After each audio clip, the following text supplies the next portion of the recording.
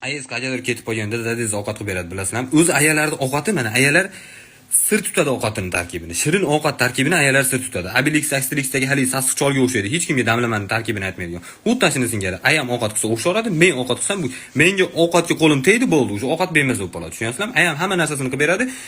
Ovqatni mana shu qozonni mashinadan suv quyasan deb tashab ketadi. Mancha turadi deydi. Xuddi shunaqa qilaman, lekin ovqat bermas o'zi. Tushunyapsizlarmi? Qanday men tushunmayman. Men ovqat qilishga urinib ko'rish degan urinda turibman haligacha.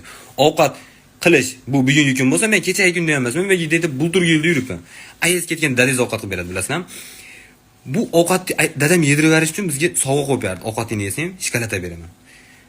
Ovqatingni yesam, marijna beraman. Marijnani yeyish uchun men bir paqir sho'rva icharishimga to'g'ri keladi. Tushunyapsizlar? Hali sho'rvani hech kim ichmaydi, o'zi ham ichmaydi. O'zi ham tatib ko'rib turib, bu tuzni kim o'ylab topgan o'zi? Sen nima qilyapsan bu yerda? Sen basharang yaqmayapti menga deb aytdi. Men nima qilay basharam? Unday qilsam boshqacha odam bo'lib qolmayman-da. U qo'limdan kelmaydi.